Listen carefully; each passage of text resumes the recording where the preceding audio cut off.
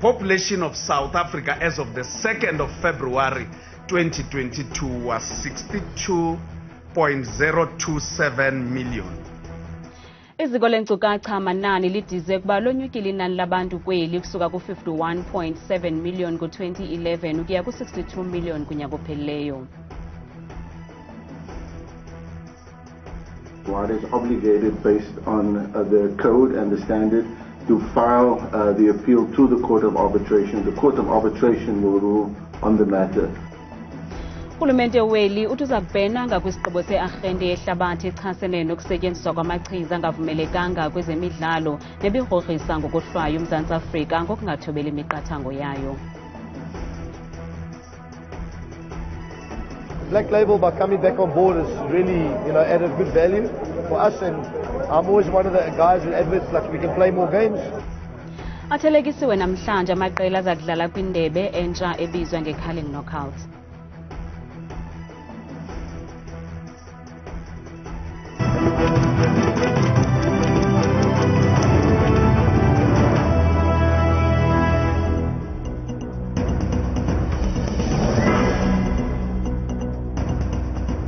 Namkele kwindaba zethu ngokuhlwanje andaba indodwa ndaba nophumza sikhumba noyitoliki yolwimi lwezandla bhotani mzontsundu. Lonyuke usuka ku-51.7 million ngo-2011 ukuya ku-62 million ngo-2022 inani labemi beli okukuvakaliswe intloko yeziko lenkcukacha manani eMzantsi Afrika uMnumzana Risenga Maluleke ukubalwa kwabantu kwenziwa khona ukuze urhulumente enze izicwangciso zokunikezela ngeenkonzo ngokomthamo wabantu abazinze kweli lizwe. Ezi nkcukacha manani zokubalwa kwabantu nyakenye zinikezelwe kumongameli Cyril Ramaphosa ngokusesikweni namhlanje kwizakhiwo zomdibaniso ePitoli. Intloko yeziko lenkcukacha manani uMnumzana Risenga Maluleke enikezela ngokusesikweni iziphumo zokubalwa kwabantu kweli kumongameli Cyril Ramaphosa uthe linyukile inani labantu abazinze eMzantsi Afrika kususela ngo-2011 ukuya kuthi xhaxhe kunyaka ophelileyo. The population of South Africa as of the 2nd of February 2022 was 62.027 million. And the increase between 2011 and 2022, the increase was 19.8%, which represented 10.3 million persons, and it took us to 62.027 million. Esamkele izinkcukacha, umongameli Ramaphosa uthulela umnqwazi iziko lenkcukacha manani ngelithi le nkqubo yokubalwa kwabantu yegqibeleleyo nesemgangathweni. I can say that with the results that you've presented, you've gone through it with great distinction. And Stats SA is truly to be applauded for having undertaken such a mammoth task and did it so excellently. Utsho isithi oku kuzawuncedisana norhulumente uqinisekisa ukuba wenza izicwangciso ngokweemfuno zabemi beli. It informs the planning, the budgeting, and policy-making work of government at the most fundamental level. Umongameli ukwavakalise uchulumanco ngokubona indlela obuphucuke ngayo ubomi babemi beli kwicala lendawo zokufihla intloko. The presentation that we saw shows that people's housing circumstances have improved, with almost 90% of South Africans now staying in formal housing. Sihlandlo sesine esi bebalwa abemi beli kususela ngo-1996 kulindeleke ukuba babalwe kwakhona ngo-2033. Kusenjalo iphondo laseGauteng lichophe encochoyini ngabantu abayi-15.1 million libetha iphondo laKwaZulu-Natal ebelithe gqolo lihleli kwindawo yokuqala ngokuba nabona bantu baninzi ngelixa iphondo lasentshona koloni lihleli kwindawo yesithathu kusuka kwindawo yesihlanu ngonyaka ka-1996. Ngo-1996 iphondo laKwaZulu-Natal laliphala phambili ngokuba nabantu abaninzi. Kodwa nonyaka nje iphondo laseGauteng linkqenkqeza phambili ngabantu abayi-15.1 million. KwaZulu-Natal as of 1996 was the most populous province. It was followed by Gauteng. 2001, KwaZulu-Natal stayed. In 2011, it was overtaken by Gauteng. As we can see that Gauteng went all the way to 2022 sitting at 15.1 million. Kambe Lonyukile nenani labantu abahlala kwiphondo lasentshona koloni xa kuthelekiswa neminyaka edlulileyo. Iphondo laseMpuma Koloni linabantu abayi-7.2 million. Iphondo lasemntla-ntshona lihleli emsileni ngokuba nabantu abambalwa kunamanye amaphondo, ngelixa abantu abamnyama kweli bebalelwa kumyinge we-81.4%, nto leyo ethetha ukuba bayi-50.5 million. Ukanti nani labantu abamhlophe lehle laya kuhlala kumyinge we-7.3% ukusuka kumyinge we-9% wango-2011. Abantu bebala bona bayi-5.1 million, ngelixa amandiya ihleli ku-1.7 million, nekungumyinge we-2.7%.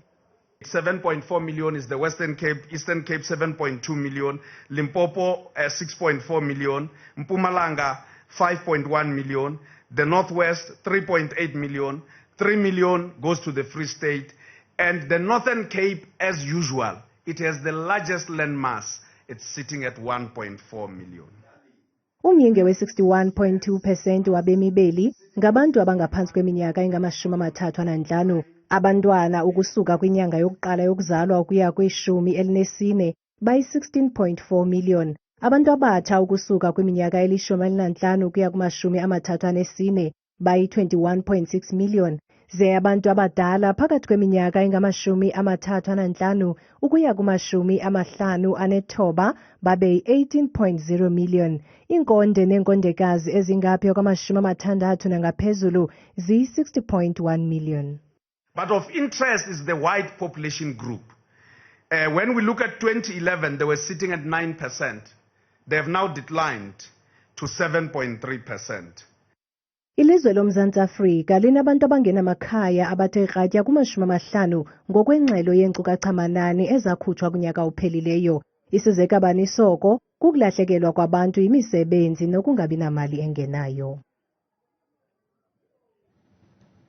Umphathiswa wesebe lezemidlalo umnumzana Zizi kodwa uthi uMzantsi Afrika uza kubhena kwisigqibo se-arhente yehlabathi echasene nokusetyenziswa kweziyobisi i-World Anti-Doping Agency i-WADA ngamafutshane sokubhengeza uMzantsi Afrika njengelizwe lingayithobeliyo imithetho yayo. Ukwathe Isibheno soMzantsi Afrika singathintela nokwalelwa kweqela leProteas neSpringbok ukuba asebenzise iflag yeli kwimidlalo yangempelaveki yehlabathi.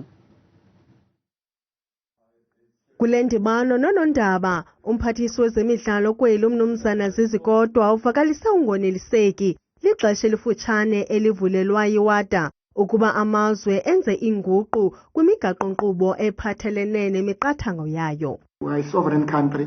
We work in a particular way. It's not on the stroke of a pen that tomorrow you can announce amendment to a law.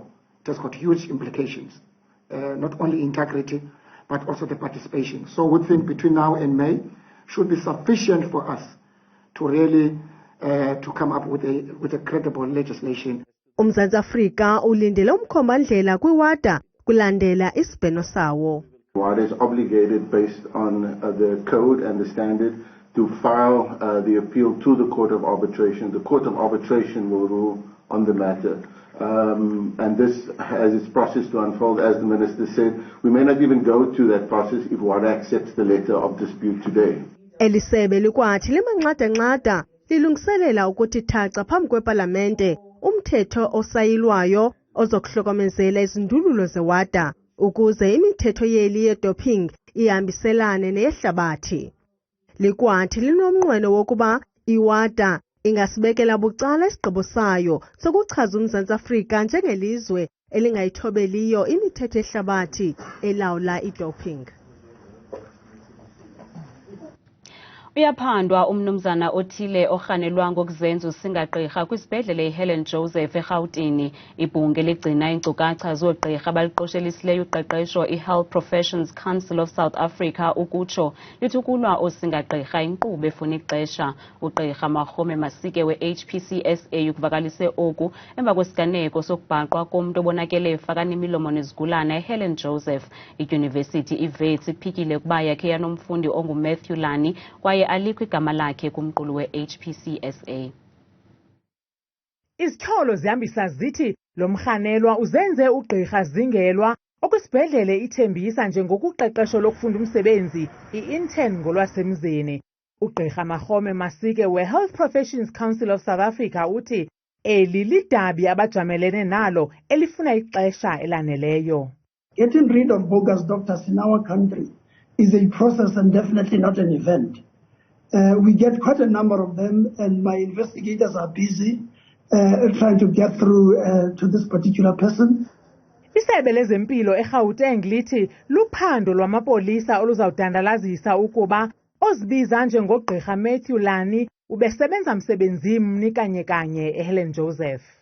They were from time to time seen at the corridors of the facility, but they were not practicing at Helen Joseph. I think here we have someone who was utilizing an environment of a hospital to actually produce content that then would give them credence. Ugqirha Masike uthi akakho umuntu onelungelo lokuba ngugqirha engenalo uqeqesho olugqibeleleyo. No single doctor should practice in this country without having registered with us. So if somebody is practicing without any registration, that's an offense. Abantu babongozwa ukuba bazithathe iinkcukacha zoogqirha xa berhanela unyawo lwemfene ze bazinikezele kwi-HPCSA khona ukuze zijongwe ukuba ngugqirha onesiqinisekiso semfundo kusini na. Kanti abantu baphefumle ngenqaku lomntu othile ekurhanelwa ukuba ngusinga-gqirha kwiqonga lethu leWhatsApp.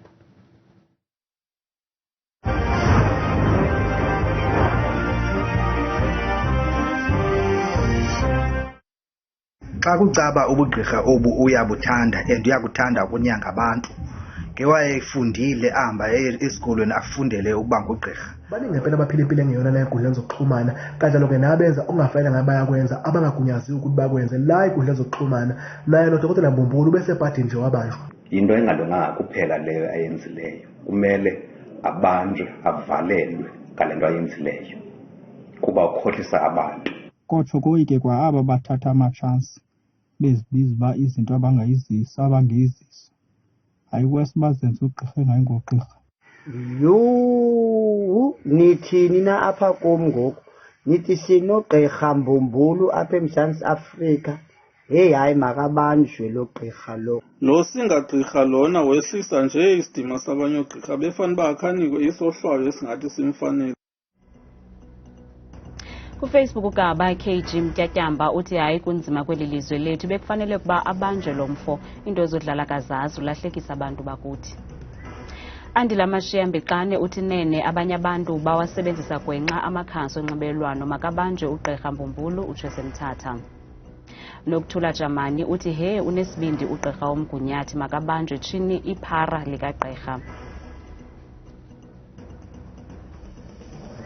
Bukelo ngaphefumla kwimixholo yethu sebenzisele nombolo kaWhatsApp ningu-071 670 2548.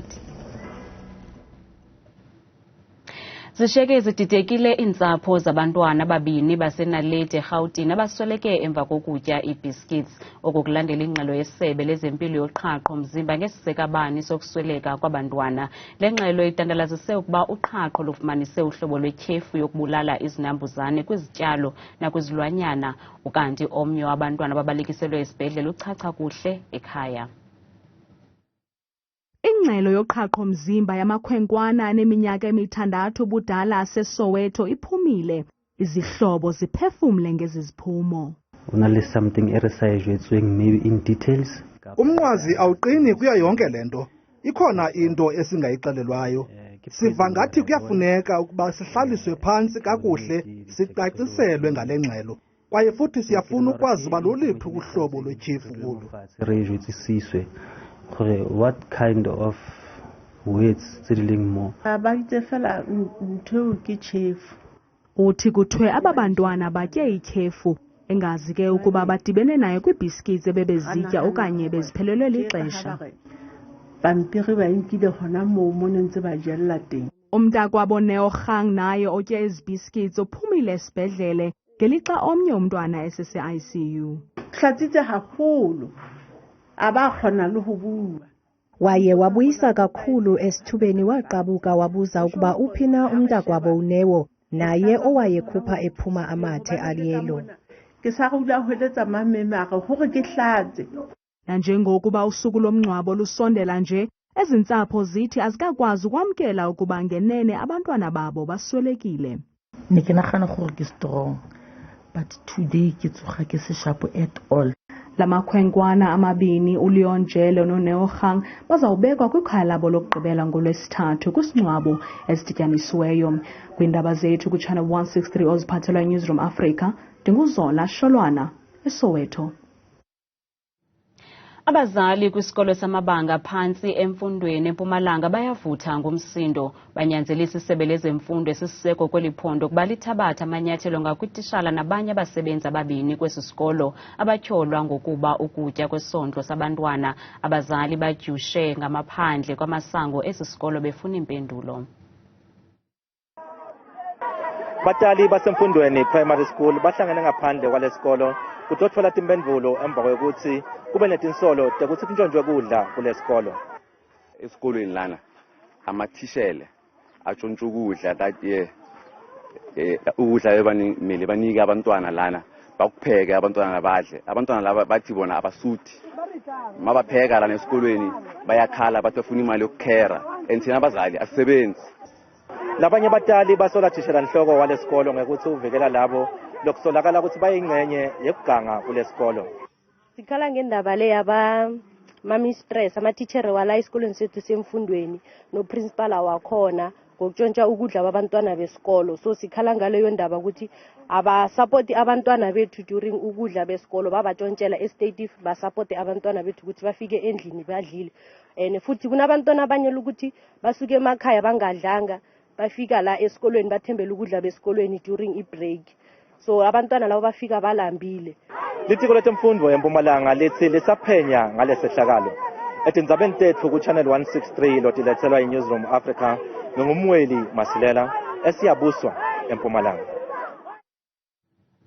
Abantu kwisixeko saseGaza bamanqada-nqada begutyula ubugoxo kwizakhiwo ezithe zatshatyalaliswa zintolomlilo zelizwe lakwaSirayeli. Ukanti inkulumbuso yelizwe lakwaSirayeli umnumzana Benjamin Netanyahu uthi ilizwe lakhe liza kwenza konke okusemandleni ukuzikhusela kuhlaselo lemikhosi iHamas okuza kuthi gangu kuba ngaphaya kwama900 abantu abathe basweleka kolu hlaselo luphakathi kweHamas noSirayeli. Athelekisiwe namhlanje amaqela ali-16 aza kuvana amandla kwindebe ye-curling knockout.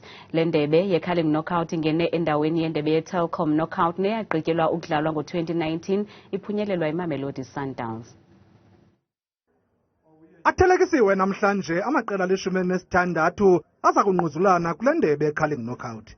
Le ndebe iyafana nqwana leyo ingene endaweni yayo ye-Telkom knockout. Ukanti abaqeqeshi bayamkele ngezishushu lendebe batsho bephawula nangendlela athelekiswe ngayo amaqela abo. Black Label by coming back on board is really, added good value for us, and I'm always one of the guys who advocates like we can play more games.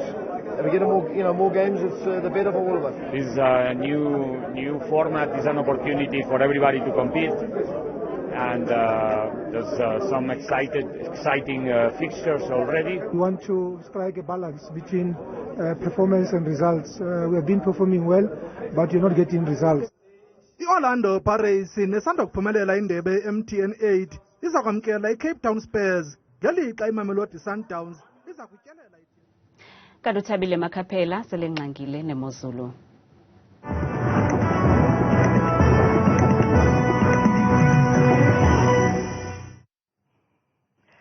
kakhulu ke bamqwathi apho kwidesika yakho yendaba ndiyakubulisa ke mbukela mekhaya ndibe ndikwamkela kaloku kule yam ke idesika Imozulu mna igama lami ke ndikuthabile umamthebo uqhude nenkoza umamvelase kwamakhaphela bethu ngokubanzi iza konjenje ke Imozulu kanti masiqwalaseke kaloku imeko yethu ke yoMzantsi Afrika uphela noko intle futhi imiyoli lamozulu phako welcome ngo-17 degrees phaa xa bevuke ekuseni noxa ke xa behamba nosuku lwabo futhi mhle la 30 degrees nokufuna ke phaa kaloku ko-Lady Smith kwakhona phaa ekuseni futhi kula 14 degrees kanti bekule kutshisa impela phaya ngama-30 futhi ekhatshwa kaloku sesasibini hamba nami ke mzontsundu ekhaya siqwalasele ngokubanzi imeko phaya kwela phondo lasempuma koloni njengaphaa korhafu bevusa ngu-11 degrees phaa ekuseni ngomso kanti ngokuhamba kwemini yabo ifela ke ku-26 degrees imozulu yabo kanti benjeje kwakhona phaya ephondweni lase-Free State njengaloku phaya kovelcom futhi embindini ngo-15 degrees kanti phaya emini futhi ngama-30 nje abe nanye amaqondo wabo okutshisa aphakamele umbukelom nantso ke yenjenje imozulu phaa kwela phondo lasentshona koloni eFredendal bevuka kaloku phaya ekuseni ngala 13 degrees kanti ibe ntle futhi ncome ke la Mozulu ngamashumi nje khatshwa kaloku sesasihlanu ngokuqhubeka kwemini yethu yangomso sebenje nje kuphakwe laphondo kulapha kaloku Northern Cape kokurumani phaya ekuseni bavusa kaloku mbukele ekhaya lelashumi nje linesihlanu kanti intle kakhulu futhi la Mozulu phaya ngo-31 degrees xa bequkumbela la mini yabo yangosi kanti bona benje nje kwakhona futhi xa sihlabela mgama soka phaya Northwest koTosca ngo-18 degrees phaya ekuseni kanti kuyatshisa kakhulu ngamashumi nje abe nesithathu phaya xa beqhubeka ke nosuku lwabo la ngomso bukeli hamba nam sikrwaqula imozulu phaya ephondweni laseGauteng njengapha kaloku phaya ePretoria bevuka mbukeli kumyoli ngo-12 degrees kanti ihambe imini yabo phaya ifikela kumashumi nje abe nesihlanu amaqondo okutshisa ngokuqhubeka kwemini kanti yenje nje embukeli wam la mozulu phaya kwela phondo laseLimpopo pha eMusina bavuka kaloku kutshisa mpela phaya ngelashumi elinesile pha koMusina kanti ku-34 degrees ekuhambeni kosuku lwabo mbukeli wam xa siqalasela kakhulu ngokubanzi futhi imozulu phaya ephondweni lenjeje phaya eMpumalanga njengapha kaloku esikhukhuza ngaye la 17 degrees xa bevuka pha ekuseni kanti ke baqukumbela imini yabo ngamashumi futhi ekhatshwa kaloku sesinye futhi isithathu mbukeli wam apho ekhaya yenje kaloku imozulu phaya kwela phondo laKwaZulu Natal njengapha ko-Ladysmith kwasekuseni ngomso mhle futhi uyancomeka la 14 degrees kanti kutshisa impela pha kaloku ngo-32 degrees Newcastle ngo-15 kanti ke ukugqibela khona kuye la 31 degrees bethuna itshoki intoko yam inteskaya imozulu mna ndikuthanda kangaka xesha lemyoli